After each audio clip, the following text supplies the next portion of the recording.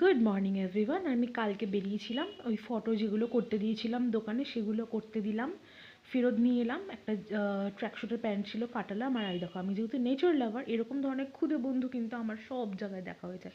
আর এখন শীতকাল, এখন কিন্তু স্পেশালি এদের সাথে আমার দেখা হবে। দেন বাড়ি ফিরে লাঞ্চ করে ফ্রেশ হয়ে নিলাম, স্নান ধান সেরে বিকালে আবার হাঁটতে বেরিয়ে গিয়েছিলাম। আর আজকে কিন্তু ছিল বারো মন্দিরের অ্যাম্বিয়েন্সটা অসাধারণ। পূর্ণিমার চাঁদে, রাস পূর্ণিমার অনেকে অনেক প্রদীপ ভাসাচ্ছিল। আজকে কিন্তু আমি আবার যাব বারো মন্দিরে পুজো দিতে, আর মা শকুন্তলাকেও পুজো দিয়ে আসবো। আর এই দেখো, কর্ণগড়ি একটা জায়গায় রাসের উৎসব হচ্ছে, কি সুন্দর করে সাজিয়ে। দেন আমি বাড়িতে মাথায় তেল দিয়ে চাম্পি করে উঠতে না উঠতেই মা বললো চল আমার বান্ধবীর বাড়িতে, মানে আমার মায়ের মামির বাড়ি কাম কাজের বান্ধবী।